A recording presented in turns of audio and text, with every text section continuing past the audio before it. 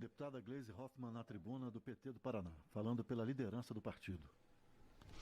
Senhor presidente, senhores e senhoras deputados, deputadas, quem nos acompanha pela TV Câmara e também pelas redes sociais.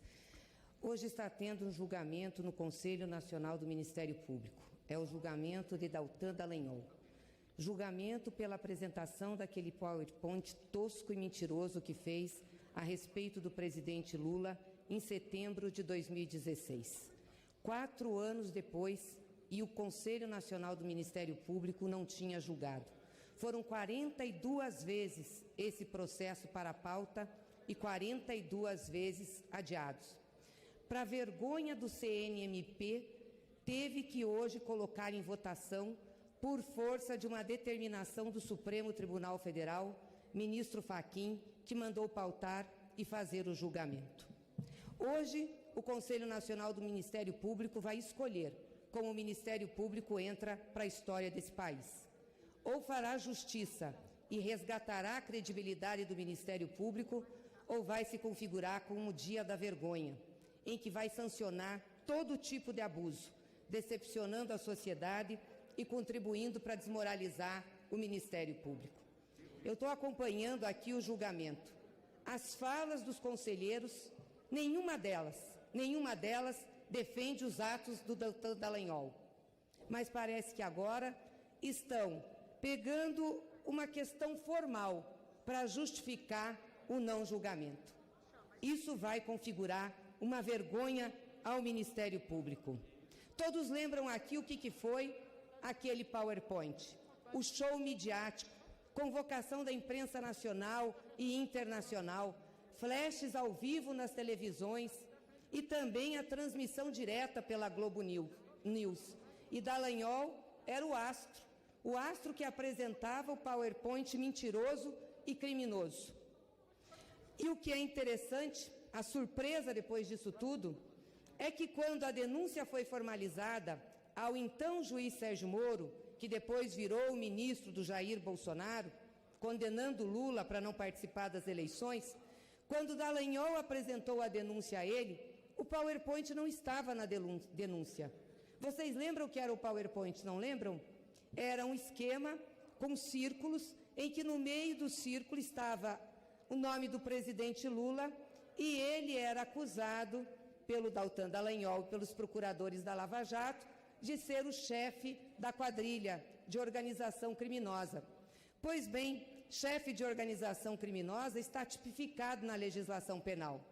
Mas na denúncia formal apresentada ao então juiz Sérgio Moro, esse crime não foi utilizado para acusar o presidente Lula. Nem tampouco foi utilizado para acusar o presidente Lula crimes relativos a possíveis acontecimentos na Petrobras. Porque vamos lembrar aqui que o Sérgio Moro e o Ministério Público de Curitiba só dispuseram sobre o caso de Lula porque ligaram Lula a possíveis desvios na Petrobras. Nenhum desses fatos constou da denúncia formal. O próprio Moro depois disse que realmente Lula não tinha nenhum envolvimento com os possíveis desvios na Petrobras. Foi uma das manobras mais ardilosas que o judiciário brasileiro fez contra o presidente Lula. E Moro, mesmo não tendo esses crimes, condenou o presidente Lula mesmo assim. E condenou o presidente Lula por quê? Por fatos indeterminados. O que são fatos indeterminados? Onde está no Código Penal que fatos indeterminados são crimes? Como condenar? Mas condenaram.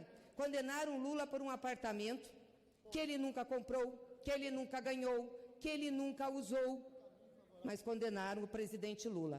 Também é importante registrar aqui que em 3 ações contra o presidente Lula, fora da jurisdição do juiz Sérgio Moro, portanto fora da Justiça Federal do Paraná, o presidente Lula foi inocentado. Em todas elas, inclusive em uma que dizia que o presidente Lula era um chefe de quadrilha. Foi inocentado, foi absolvido dessa ação, o seu processo foi arquivado e o Ministério Público sequer pediu ou recorreu para o processo ser revisto, de tão frágil que era, por não ter nenhuma prova. Vamos lembrar também que esse show midiático do Deltan Dallagnol, com aquele PowerPoint tosco e mentiroso, criminoso, também foi repreendido pelo então ministro Teori Zavascki, em outubro de 16, já falecido. Olha o que ele disse, que a palestra do PowerPoint do Deltan Dallagnol foi espetaculização da denúncia, falta de seriedade no tratamento dos fatos. Ora, senhores, se o Conselho Nacional do Ministério Público tivesse decência, tivesse responsabilidade, autorrespeito, vergonha, só por uma declaração dessas já teria de ter aberto o processo de ofício e julgado Deltan Dallagnol. Mas não, demoraram 4 anos, levaram a pauta 42 vezes e retiraram. E agora tem conselheiros alegando a prescrição para não julgar. Olha, tenham vergonha. Vocês vão marcar o Ministério Público nessa história. Um Ministério Público que vai perder a credibilidade pelo show midiático de um dos seus membros, que nenhum dos conselheiros tem coragem de defender. Então defendam o show midiático do Deltan Dallagnol, mas se não tem coragem de defender, tem que condená-lo e tem que puni-lo. Mostrar que aquilo foi um abuso de autoridade, um abuso utilizando-se processo judicial contra o presidente Lula. O CNMP, depois de demorar todo esse tempo, só está julgando hoje por determinação do Supremo Tribunal Federal. Frise-se aqui. Esse show do Deltan Dallagnol foi um fato vergonhoso para a justiça brasileira. Lincharam o Lula. Foi isso que aconteceu. Colocaram para ele crimes que ele não cometeu, condenaram ele antes do julgamento e convenceram a opinião pública, que já estava em processo de convencimento pela ação da mídia, de que Lula era culpado. E prenderam Lula. A maior violência política do período democrático que nós vivemos. Mas fizeram isso. Agora, isso sempre foi a prática da Lava Jato. A Lava Jato sempre fez os processos serem conhecidos do público antes de eles serem processados no Poder Judiciário. A Lava Jato sempre trabalhou com a mídia. Isso não é novidade. Tem um artigo do Sérgio Moro, de 2004, onde ele preconiza a publicidade negativa, que ele fala da importância de você divulgar antes os casos para ter facilidade para condenar. E foi isso que eles fizeram. Antes do PowerPoint, eles já tinham começado a ação contra o presidente Lula.